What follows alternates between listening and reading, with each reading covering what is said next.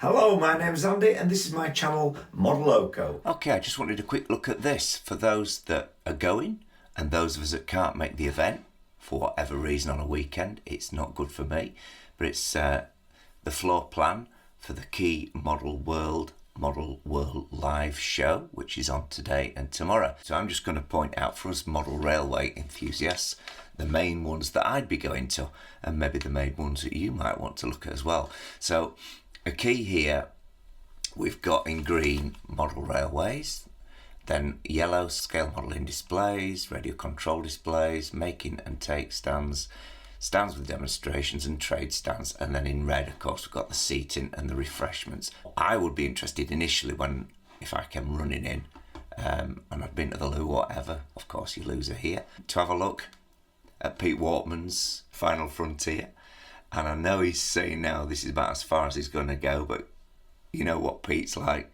He'll be on to cars next, and he has hinted at that. So let's see what he means by roads and things like that. I know Dave the Joiner was doing cartwheels, and Aaron, of course, the genius with the catenary, and all the rest of the rail nuts. I've been following them.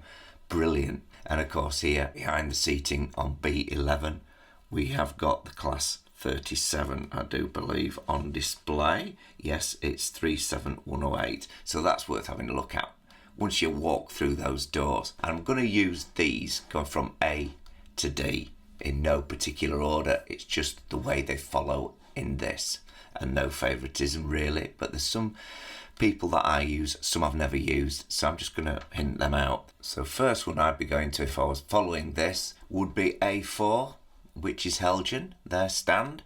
Very popular and getting more so, and I'm very interested to look at their new updated rail bus that's coming out soon. If it's not out already, I don't think it is. I haven't had the nudge from anyone, so yeah, they're in prime place. Then A5, H&A Models, which is here. Not dealt with those. Or A6, which is Tony's Trains. So 2 new stands and 2 new people that I haven't heard of. We go up to A7 here, which is Key Model World, and who seems to be slowly transitioning from being known as Hornby Magazine. Not sure why that is. And then we go to A15, that's Rainbow Models. Not dealt with them, but I am hearing things about them. And then following this would be A16, and that's Model U 3D. So you can get yourself scanned and get a 00 figure of you on your layout. And then up here to A18, which is Squire Model Craft Tools and things like that. So we always need those, don't we? And I've got a feeling I've dealt with Squire somewhere down the line. A19, very tucked away and quite small, to say that this is a Model World Live, so it's not just model railways, it's other things as well. So that's why we're looking at this map, because I wouldn't be interested in all the radio controlled cars and aircraft and military stuff. You might be, but I'm just doing the model railway stuff and having a look at them. So yeah, A19, of course, Hornby, and they've got the TT120 that I'm modelling, they've got the 00, they've got HM7000, they've got HMDCC, all this stuff I'm interested in. And of course now we've got the steam generators, which are fantastic. Always interested to hear your comments and your thoughts about the floor plan and the people that are here at this event, combining all different model aspects together. So your thoughts and feelings on this, and who are there and who are not, always very much appreciated, and my apologies if I miss anyone out. Then a little sway over to A27, Revolution Trains, and a little bit of a heads up for all you 00 gauge fans. If you, like me, love their inspection saloon coaches, there are now a few back in stock. They're online, and if you can make the show, there's some at the show as well, but no fuss. If you're online, first come, first served. All 3 liveries are in stock at the moment, so get over there and order one of those if you want one. They're not available anywhere else as far as I can see, and there are very limited stock. They're very popular. They're selling for all sorts of mad prices on eBay. So there's a little bit of a heads up from Revolution Trains. That inspection saloon is like having a locomotive without a motor in it. It's got 21 pin decoder in it. It's got all the lights, got all the seating, detailed to an nth degree. Fantastic stuff.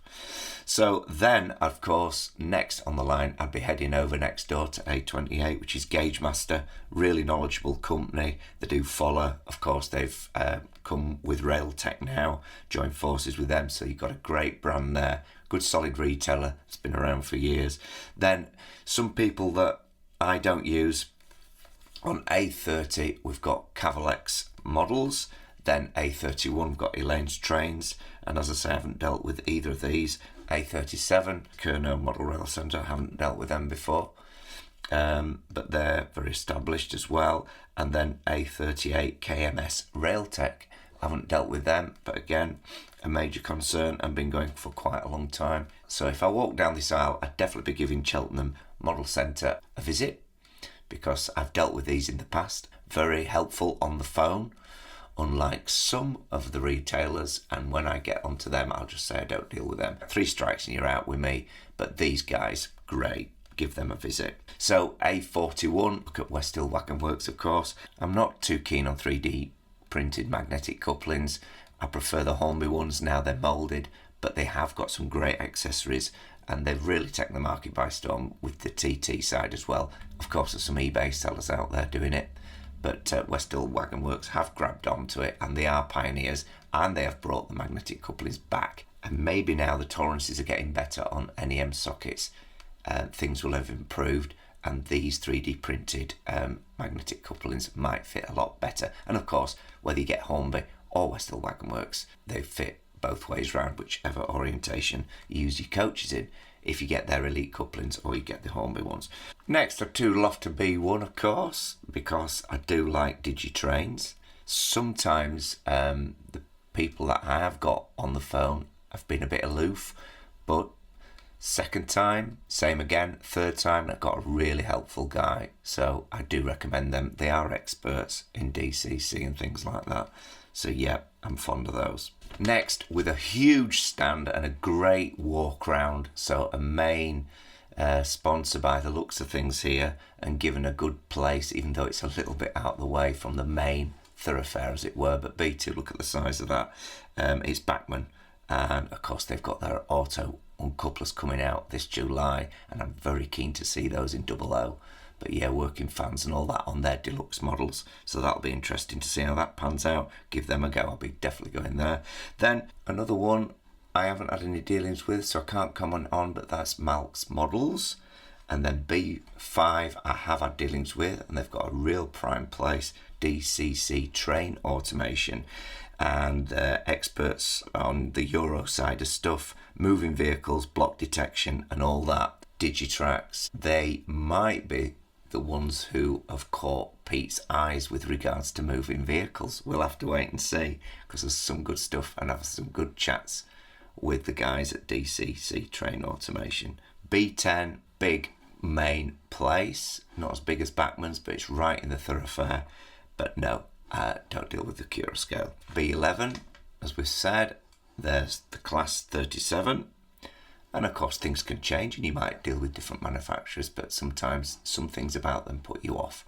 B14, another good stand. The Gothel and Whitby lads, TMC, good value, good service, and knowledgeable. No messing about. You can talk spade a spade with them lads. B15, a company from Berlin, I do believe, but Ellis Clark Trains. Again, a little bit aloof when I try to contact them, but they do more second-hand stuff than anything else, so I've not really been back in touch with them, so I can't really comment, and I can't give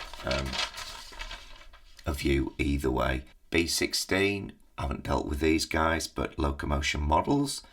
B17, DCC Concepts, up in Settle. No, not for me, aloof. B18, AGR Models.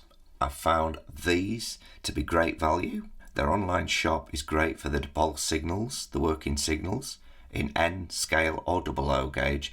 So you've just got to make sure you order the right ones when you do. It can be quite confusing to see which is which if you're fairly new to this hobby or buying those signals, so beware of that. And of course they do the block detection side of things as well.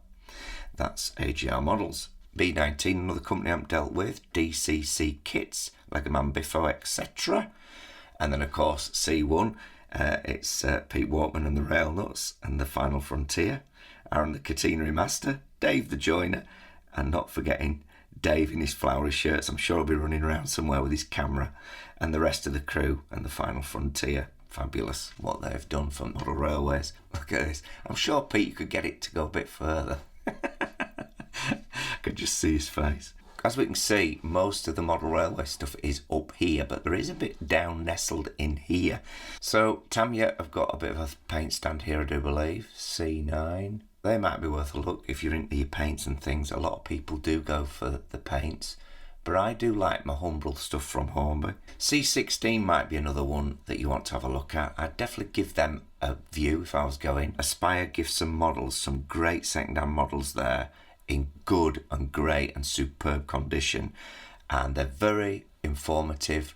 Just a little family-based company, small little website, but I've had some great little Scaledale buildings and coaches and things second-hand from Aspire. Give some models and great value. Really listened to you and gave you good sound advice. I'd give those a look if I was going down.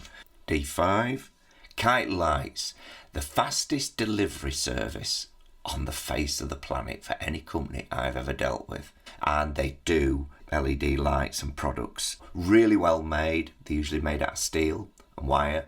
LEDs all working. They'll give you some great information. They're from the Isle of Wight, I do believe, or Isle of Man or somewhere like that. And great value. And as I say, great products and lightning fast delivery, post and packing. I couldn't believe it to say they were off the coast sort of thing, that they were so quick to come through.